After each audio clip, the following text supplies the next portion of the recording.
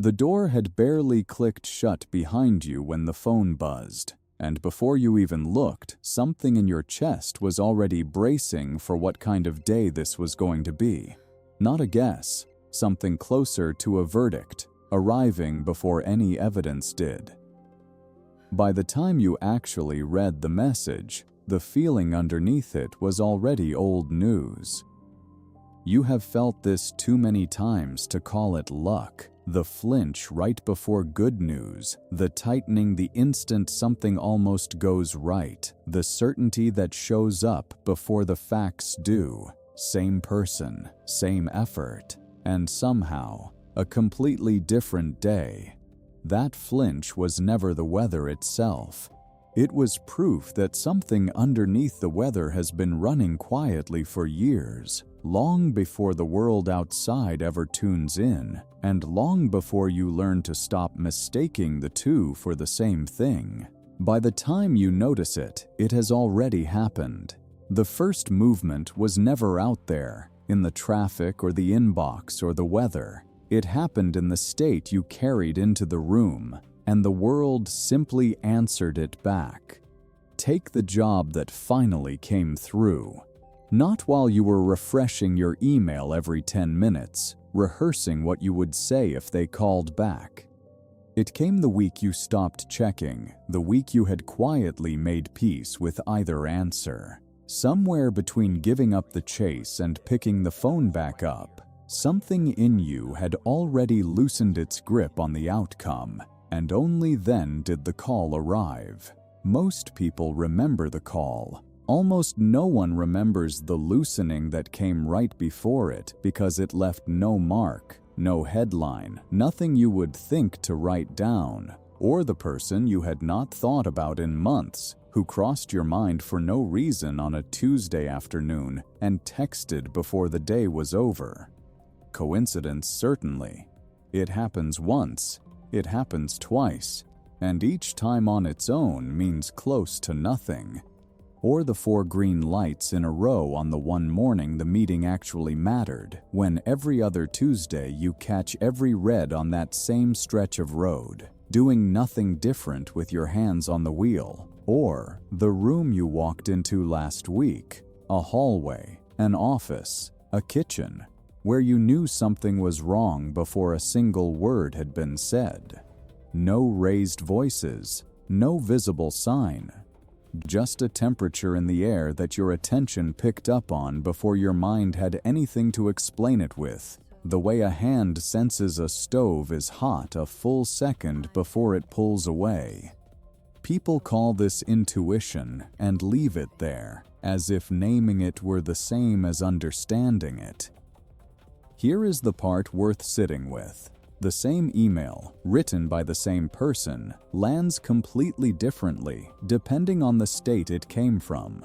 Written from urgency, it reads like a demand, and people respond to it the way they respond to demands, slowly or not at all. Written by someone who has settled, the very same words read like an invitation. Nothing on the page changed. What changed was what the reader could feel sitting underneath it, whether or not they could name what they were feeling.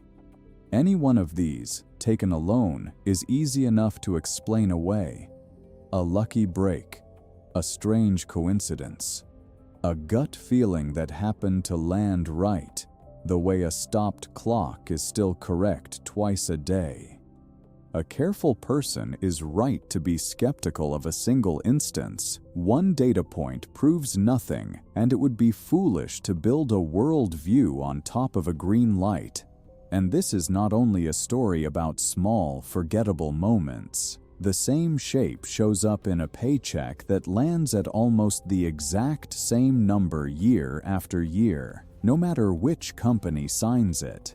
It shows up in a relationship that ends a different way with a different name attached to it, but somehow arrives at the identical ending. When the pattern is small, it is easy to call it chance. When it is your income or your love life repeating itself on a loop for a decade, chance stops being a satisfying answer. Think back over your own last few weeks, and the shape is probably already there, waiting to be noticed. A day that went easy for no particular reason, sitting right next to a day that fought you at every turn for no reason you could point to either. Same calendar, same responsibilities, same version of you showing up to both of them. Because they keep happening, not as isolated flukes scattered across an otherwise random life, but as a pattern with an actual shape to it, an outcome that seems to follow the state a person walked in with, more reliably than it follows the size of the effort behind it. People notice this eventually and reach for whatever word is lying closest: energy, vibes, a hot streak, or a cold one. Most of those words were never built to carry the weight of what is actually being pointed at here. There is a name for what actually came first, and it has nothing to do with wishful thinking. But before that name can be used correctly, it is worth admitting how badly it has already been used incorrectly. Because a lot of people gave up on this whole idea for exactly the wrong reasons. So what do you call the thing that arrives before the evidence does? The popular version has an answer ready, and it has worn the word almost smooth by now. Raise your vibration. Just think positive. Manifest it, and let it come to you. All of it points, in a clumsy sort of way, at something real, and all of it usually gets abandoned within a few weeks, because it was never actually describing a mechanism. It was describing a mood and asking you to hold a mood in place through sheer will, which is a little like trying to hold your breath through an entire movie. Here is the inversion worth making before going any further. Frequency was never the feeling you managed to squeeze out of yourself for 20 minutes with your eyes closed. It is not a performance you put on when you remember to. It is what repeats in you when nobody is coaching you through it, the rhythm your attention falls back into by default, the reaction your body reaches for before you have chosen anything, the tension you carry into a conversation without meaning to. Not a mood, a setting.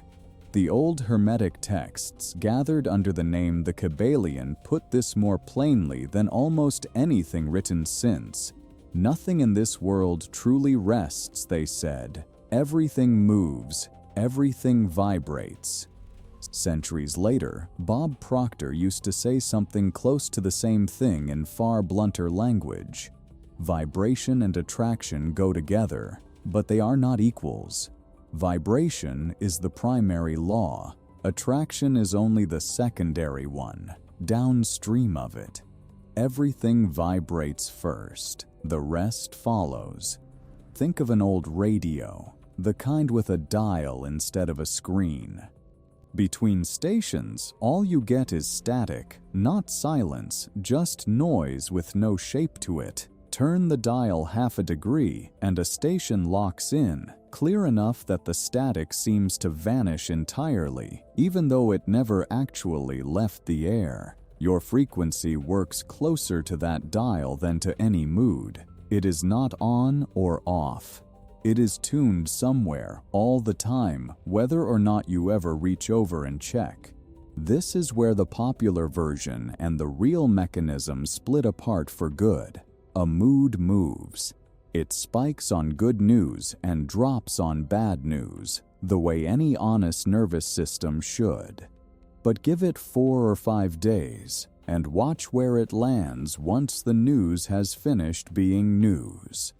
That landing spot, not the spike, not the dip, the place underneath both of them where things settle back down, is closer to the truth of where the dial is actually set. The raise was never the station changing. It was only the volume going up on the station that was already playing. Which is exactly why so many people can point to a single incredible day and still be living, 6 months later, the same year they were living before it. The day was real, the high was real, but a high is a visitor, arriving and leaving on its own schedule, and a visitor was never going to move where the dial sits once it's gone. Picture the version of this that actually happens to people. A raise comes through, or a compliment lands exactly when it was needed, or a diagnosis comes back clear after weeks of waiting. For a few days, the whole world looks different. Food tastes better, strangers seem friendlier, sleep comes easier. And then, quietly, without any single moment marking the return, the old hum comes back. The same low-grade bracing, the same waiting for the next thing to go wrong. Nobody decided to bring it back. It was simply where the dial had been resting the entire time, underneath the celebration. Some of this, a physiologist would happily explain in terms of nervous system baselines and stress hormones resetting to a familiar range, and none of that is wrong. Call it frequency, call it a set point, call it whatever language feels honest to you. The word matters far less than what it is pointing at. A rhythm running underneath the events of your life, quietly shaping how those events get read, long before you get around to reading them yourself. So if the setting is always playing underneath everything else, quietly, whether you are listening for it or not, the real question stops being whether you have one. You already do. The real question is how you find out what it is actually tuned to right now, and it turns out the clearest answer shows up in the exact moments you are least prepared for it. There is a way to actually hear this in yourself, and it asks for nothing more elaborate than paying attention at the right second. Not a quiet room, not a breathing exercise, not 20 minutes you don't have. Just a willingness to catch your own reaction before your mind gets a chance to clean it up. Try it the next time an unexpected message lands on your screen, a name you were not expecting, at an hour that doesn't usually text you. In the half second before you open it, notice the shape your stomach takes. Not what you think the message says. You don't know that yet. What your body assumes it says, before there is a single word to go on. Try it when the phone rings from a family member at an odd hour, the kind of call that could just as easily be nothing as something. Notice which direction your mind runs first, toward the boring explanation or the frightening one, before you have answered. Try it with the door somewhere in the house that clicks shut when you are not expecting anyone to be moving, or the response you are waiting on that still has not come. A job, a diagnosis, an apology, an answer to a question you have already asked twice. Sit with the waiting itself for a moment, rather than distracting yourself past it. And notice what fills the space where the answer should be. And try it first thing in the morning, in the 10 seconds after you wake up and before your eyes have properly opened. Most people assume this moment belongs to the day ahead, to what's on the calendar, to what needs doing. It rarely does. Whatever shows up in those 10 seconds was already running before the alarm went off. Carried over from the night before, from the year before, from further back than that. The same test works in smaller, more forgettable moments too. Standing in a slow-moving line with nothing to do, waiting for an elevator whose doors are taking their time, sitting at a red light one car back from the intersection. These are the gaps that get filled automatically, without anyone ever noticing there was a gap to fill in the first place. Whatever surfaces in that gap, before a phone or a conversation covers it back over, tends to be the same reading you'd get first thing in the morning, just quieter and easier to miss. None of these moments are really about the message, the call, the door, or the morning. They are useful precisely because your mind has not had time to arrive yet with its explanations, its context, its reasonable-sounding case for why you feel the way you do. What shows up first? The lean toward dread or the lean toward ease, the flicker of suspicion or the flicker of trust, arrives before any of that editing can happen. It is closer to the frequency speaking directly. Without the translation, your thinking mind usually adds on top of it. Go back for a moment to the door clicking shut and the phone buzzing in your hand from earlier. The flinch that showed up before you had even looked at the screen. That was not a random glitch. That was the exact kind of moment this section is describing. The mind hadn't caught up yet, so what answered first was whatever had been running underneath, quietly, for longer than that particular morning. None of this means something has gone wrong with you if the first lean tends toward dread rather than ease. A reading is not a verdict on your character, it is only information. The same way a thermometer reading a cold room is not a judgment of the room. It simply tells you, honestly, where things are actually set right now, which is the only place any real change could ever start from. This is not a diagnosis you perform once and file away. It's closer to checking a weather instrument that never stops reading. The number keeps changing slightly day to day, but the underlying climate it belongs to becomes obvious after enough checking. The usual response, the moment someone notices their own reading clearly for the first time, is to reach immediately for the same fix. Try harder to feel differently. Force the calm. Talk themselves out of the dread. It is an understandable instinct. It is also, almost without exception, the instinct that fails first. Two people can ask for the exact same raise, using close to the same words, in close to the same meeting, and walk out with two different answers. One of them has rehearsed the ask in the shower for 3 days, has a case built on urgency, needs this to work, and the need leaks into the room before a single sentence is spoken. In the posture, in the pace of the voice, in how quickly the eyes go to the manager's face for a reaction. The other one has made the same case, on paper almost identical, but walked in already settled about either outcome, having already decided the ask was worth making regardless of the answer. Managers rarely remember the content of either pitch a week later. They remember, without being able to say exactly why, which one made them want to say yes. It rarely stops at salary conversations either. The same split shows up in a first date where one version of a person is scanning for signs of rejection before dessert even arrives, and another version of the exact same person, on a better week, lets the evening unfold without needing it to prove anything. Same face, same words, same restaurant. Wildly different evening. This is the part effort alone was never built to solve. Trying harder is not a neutral force you can add to any situation and expect a matching return. It runs directly into whatever state it's launched from, and that state ends up shaping most of what happens to it on the way out.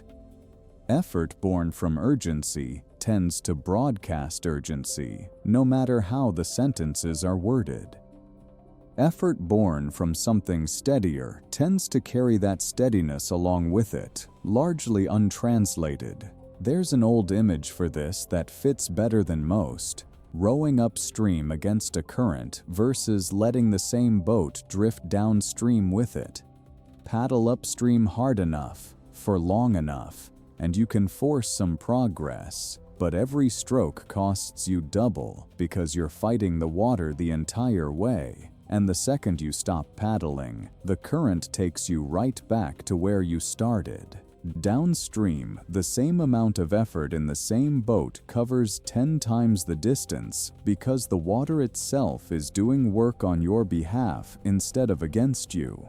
Most effort that fails wasn't too small. It was rowing against a current nobody had bothered to check the direction of first, which brings up the part almost nobody accounts for honestly. It is entirely possible to spend one genuinely powerful hour rowing downstream, a real breakthrough in a session with a therapist, an hour of prayer that actually moved something, a morning that felt completely aligned, and still spend the other 23 hours of that same day paddling upstream out of pure habit, without noticing the switch happened at all. 1 hour, however real, was never designed to outvote 23. Think about what it actually takes to keep a sourdough starter alive. It isn't the one furious afternoon of kneading that keeps it going. A starter fed once, intensely, and then ignored for 3 weeks doesn't reward the intensity of that single feeding. It quietly dies or goes sour past the point of use. What keeps it alive is the unglamorous small feeding, repeated on a schedule, day after day, whether or not anyone felt inspired that particular morning. Consistency was never the boring cousin of intensity here. It was the entire mechanism.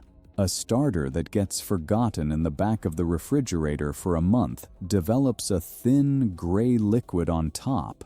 Bakers call it hooch. And it's really just the culture's way of signaling neglect, not a fatal verdict. Feed it again, patiently, and it usually comes back. But it comes back through the return of the small daily feeding, never through one heroic, oversized one meant to make up for lost time in a single sitting. State first, action second. Not because action doesn't matter, it matters enormously, and none of this is an argument for doing less, but because the same action, launched from 2 different states, produces 2 different outcomes almost every time, and no amount of trying harder inside the wrong state was ever going to close that gap on its own. Before asking what to do differently, there's a colder question sitting underneath it. What has actually been getting fed, quietly, every single day, regardless of effort? And where did that particular culture even come from in the first place? Long before you had any language for it, you already knew the weather of the house you grew up in.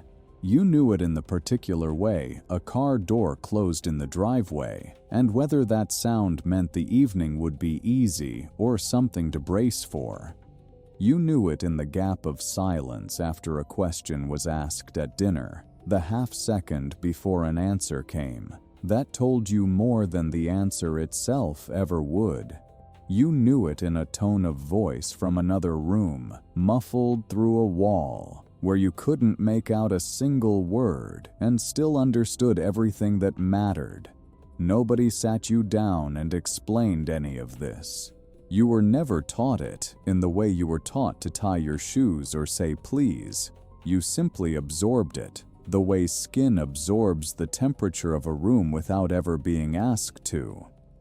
That absorption is not a small side detail in this story. It is closer to the actual root of it. Whatever climate ran through the house you grew up in, braced for disappointment, or quietly at ease, or tender, or tight with something never quite named out loud, became the temperature your own system learned to treat as normal, long before you had any say in the matter, and long before you were old enough to compare it against anything else. A child does not get to choose a control group. The only house available becomes the whole definition of how houses work. Bruce Lipton spent years studying this from the other direction, inside a laboratory rather than a childhood home, and arrived at something worth sitting with. It isn't the deep interior of a cell that responds first to its environment, he found. It's the membrane, the surface layer, constantly reading the chemical signals arriving from outside and adjusting the cell's behavior accordingly. Zoom out from a single cell to an entire small child, and the parallel is hard to miss. Long before any belief was consciously chosen, an environment was already being read continuously, and something in you was already adjusting to what it found there. That reading didn't stop at the walls either. It carried into how a household felt about money, about affection, about whether good news could be trusted or was something to brace against. A child absorbs all of it at once, without sorting any of it into categories. This is worth naming honestly. You inherited a face from the people who raised you, a laugh, maybe a way of holding a fork. It is entirely possible you also inherited something quieter than any of that. A way of expecting the world before the world has done anything yet to earn either the expectation or the doubt. That starter from a few minutes ago, the one that has to be fed daily or it starts to fade, it is worth mentioning now that almost nobody who keeps one actually started it themselves. Most were handed down, jar to jar, from a grandmother, a great-aunt, a mother who was feeding that exact culture long before there was anyone else around yet to inherit it. The rhythm gets passed along with the substance. Nobody sits a 10-year-old down to formally teach her a feeding schedule. She simply grows up watching it happen on a counter at roughly the same hour for years, until one day the schedule is simply hers, without anyone remembering the moment it was handed over. Some inheritances are even less visible than that. A grandmother's knee can start aching a full day before a storm actually arrives, not because she consciously chose to notice barometric pressure, but because her body kept a quiet record over enough decades that the record eventually became reflex. Nobody would call that superstition. They'd call it exactly what it is. Evidence collected the slow way, until noticing turned into something closer to instinct. None of this is a case against the people who raised you. Almost without exception, they were passing along a temperature they themselves had absorbed the exact same way, from a house that came before theirs, from people who never sat them down to explain it either. Nobody in that chain was choosing to hand down static. They were only ever passing along the frequency they had, because it is difficult to hand a child a calm you never once got to feel yourself.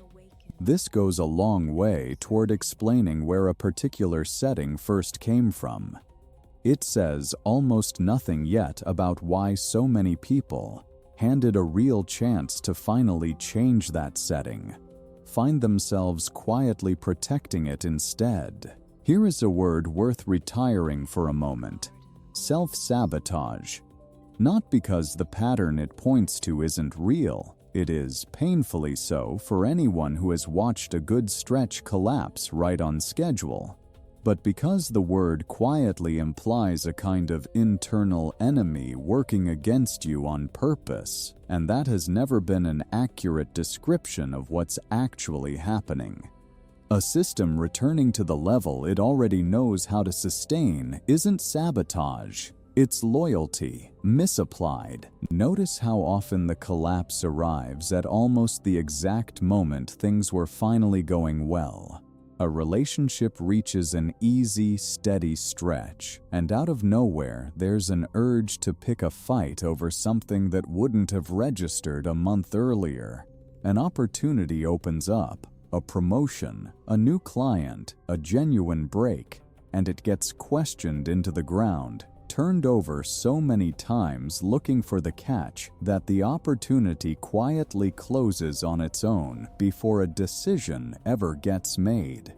A number finally moves in the right direction, and within weeks, through some combination of bad luck and small decisions that seemed reasonable one at a time, it settles right back to where it always used to sit. The part almost nobody names, honestly, is how often ease itself is the trigger, not any actual danger. Telling family about a raise and hearing the sentence come out already smaller than it should be, it's not that big a deal. Before anyone in the room had a chance to react either way, feeling calm for an entire week and reaching almost on instinct for something to worry about, because a week with nothing wrong in it can start to feel unfamiliar in a way that's hard to sit inside of. The same thing shows up across relationships that otherwise look nothing alike on paper. Different person, different job, different city even. And somehow the exact same argument resurfaces around month 8. The same silence sets in around the same kind of disagreement. The same quiet distance opens up right when things were becoming genuinely good. It rarely feels like a pattern from the inside. It feels like unusually bad luck with people, repeated with suspicious precision. Here's the piece worth being honest about. Living with ease can genuinely feel, somewhere underneath language, like a quiet betrayal of a parent who never got to have it. Feeling settled can feel like abandoning a mother who spent decades unable to settle. Earning past the number your family has always quietly treated as the ceiling can create a friction that has nothing to do with math and everything to do with belonging. Nobody chooses this consciously. It runs far beneath the level where choosing happens. Think about how a phone reconnects to a wireless network. It doesn't scan the city for the fastest, cleanest signal available and pick that one. It reaches straight for whichever network it already trusts, the one saved from home, from years ago, even in a city it has never been to before, even when a dozen stronger signals are sitting right there, ignored. Not because the old network is better, because it's already recognized. Recognition, to a system built to seek familiarity above almost everything else, reads as safety, whether or not it deserves to. It's worth sitting with how literal this can get. A phone in an unfamiliar city will keep quietly searching for a network it hasn't seen in months, sometimes years, ignoring perfectly good signal in the meantime, purely because that one entry is still sitting there, saved, trusted, first in line. Nobody finds that admirable or shameful. It's simply what a system built around familiarity does by default without supervision, unless something deliberately intervenes. That's closer to what's actually happening at the exact moment a good stretch starts to wobble. It isn't punishment, and it isn't failure of discipline. It's a system reaching for the frequency it already trusts, the way a phone reaches for a saved network, because unfamiliar is not the same thing as unsafe. But it can take a long time for anything underneath conscious thought to tell the difference. None of this deserves blame either, not toward the family that set the ceiling, already covered, and not toward the part of you that keeps quietly reaching for it. Understanding this clearly is real progress. It is also, on its own, nowhere near enough to change it, which tends to be the most frustrating part of all.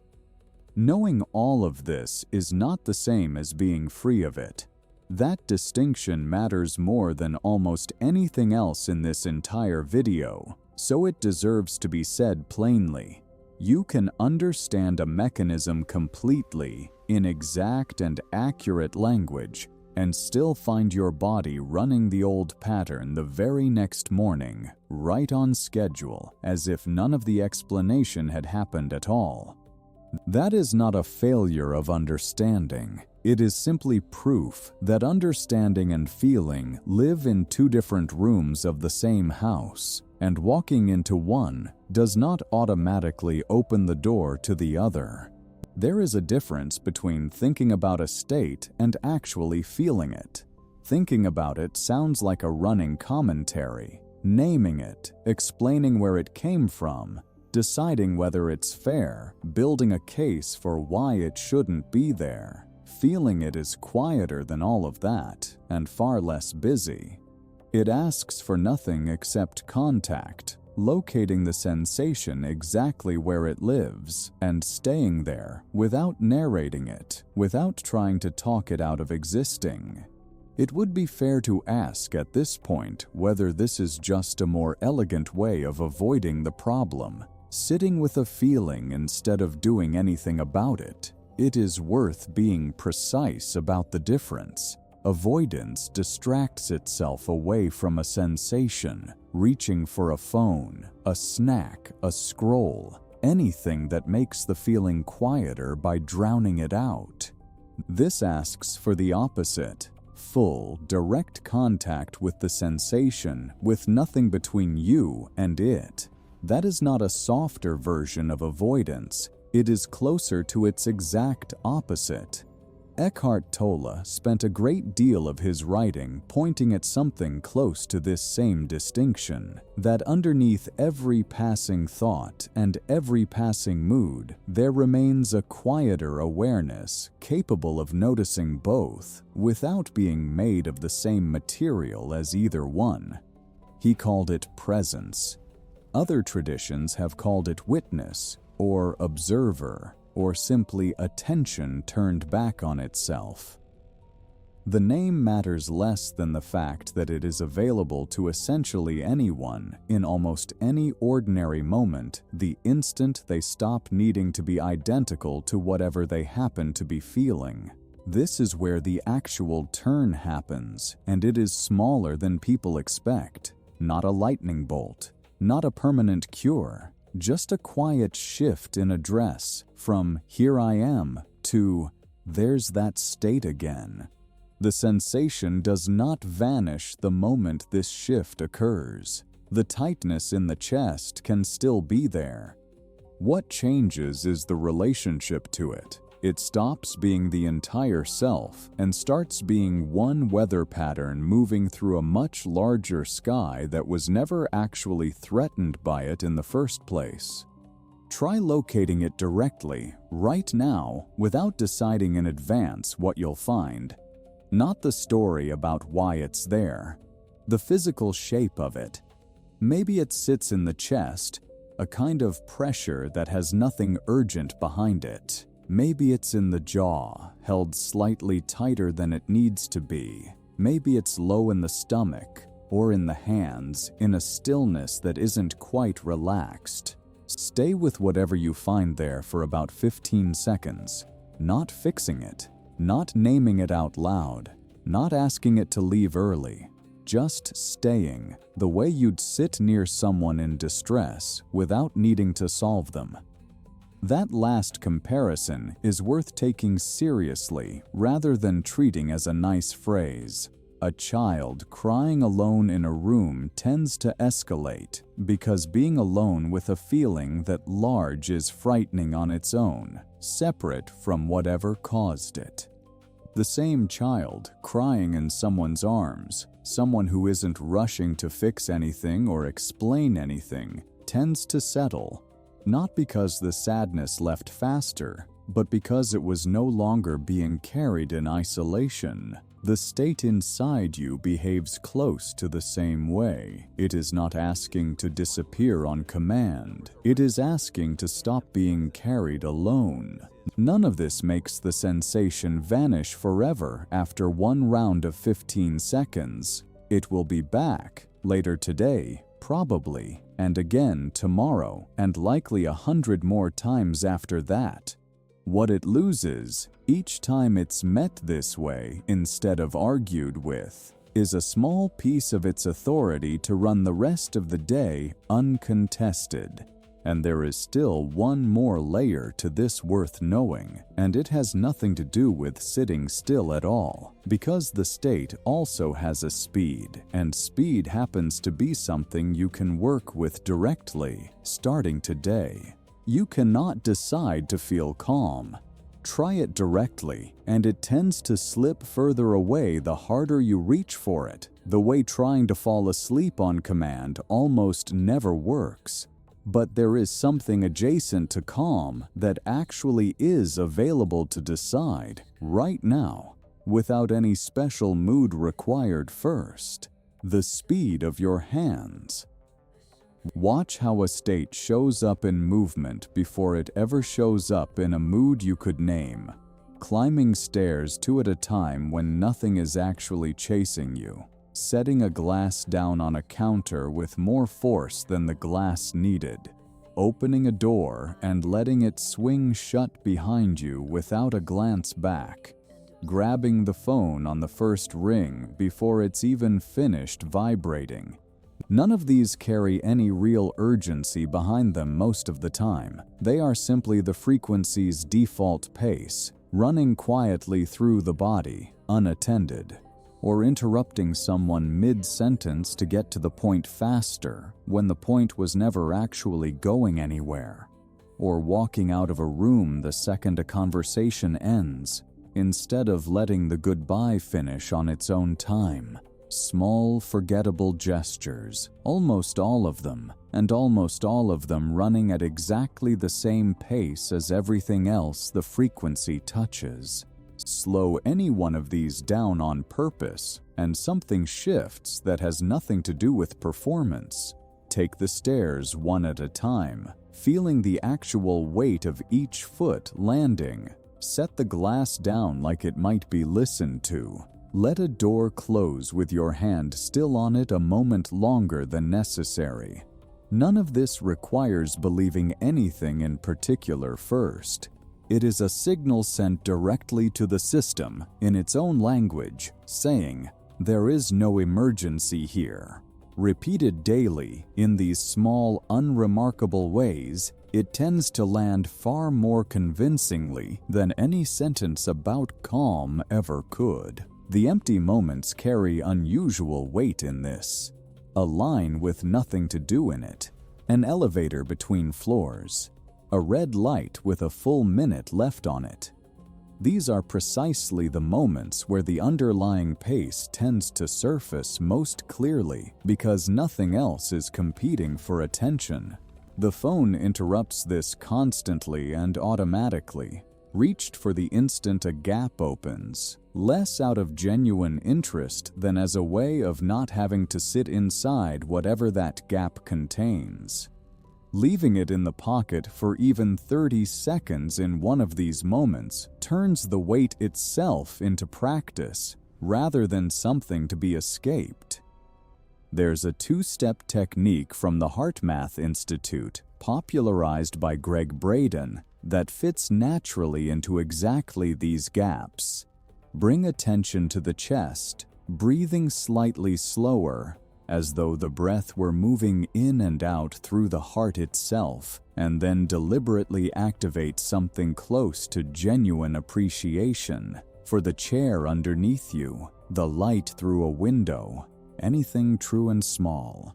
Roughly 3 minutes of this, according to the research behind it, measurably lowers stress hormones. You do not need 3 minutes standing in a checkout line. Even 30 seconds borrowed from a gap that would otherwise go to a screen starts training the same direction. None of this announces itself the way people expect a real shift to. The first sign rarely feels like elation. More often, it shows up as a specific kind of boredom, with an argument that used to feel necessary, with a relationship that runs on friction, with noise that used to pass for excitement. Old friendships that once felt vital can start to feel like obligations kept out of habit rather than desire. Not a battle won against the old pace through willpower. simply less appetite for it. The way a food you once loved can quietly stop appealing to you without any dramatic decision ever being made about it. If tracking your own pace this closely is new territory, it helps to have somewhere to keep coming back to for the next piece.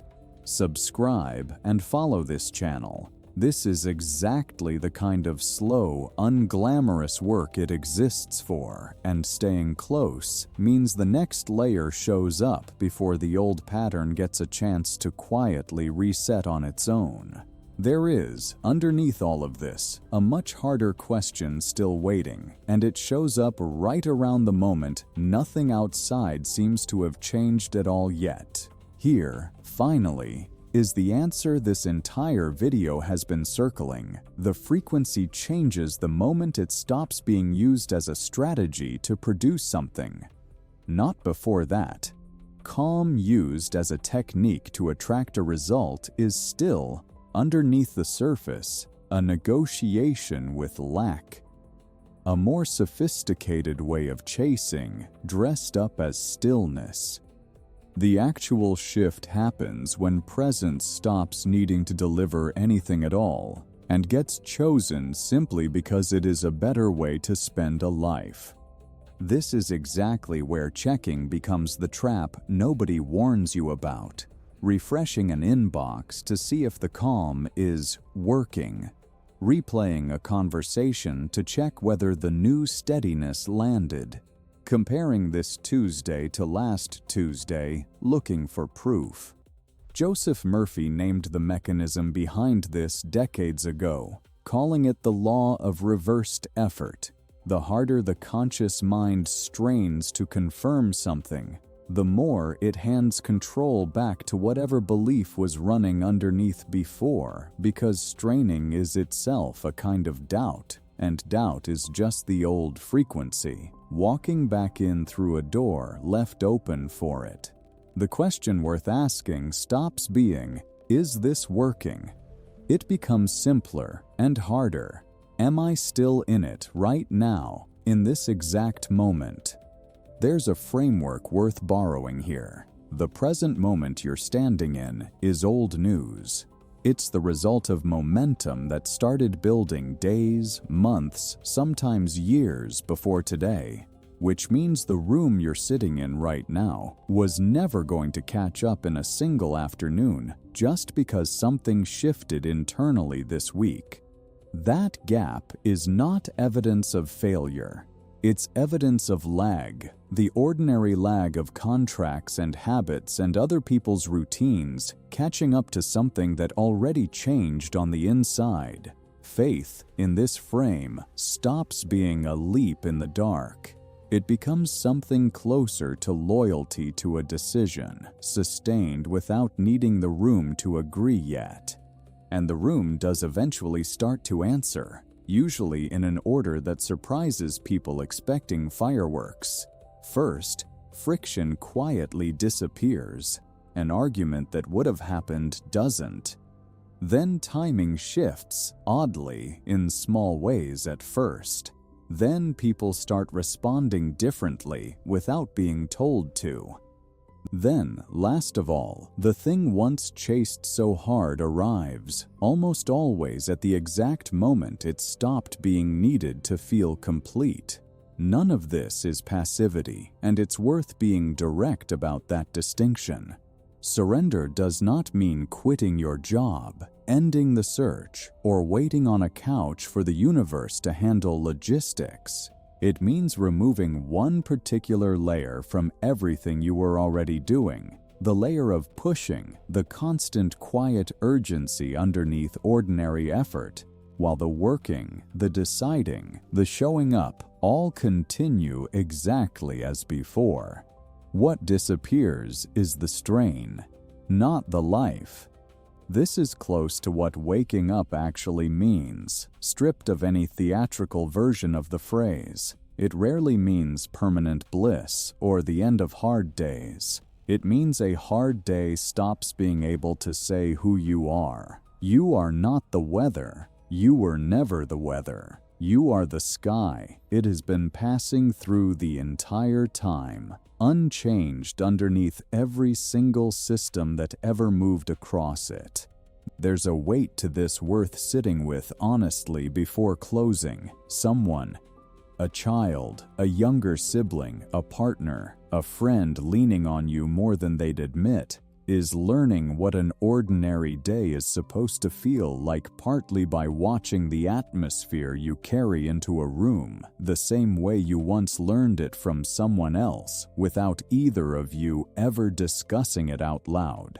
That line either keeps running through you unexamined, or it meets someone willing to actually look at it. Both are available. Only one of them ends here. So tomorrow morning, before opening your eyes all the way, take a few seconds with whatever is already there, without naming it, without deciding yet whether it's good or bad news.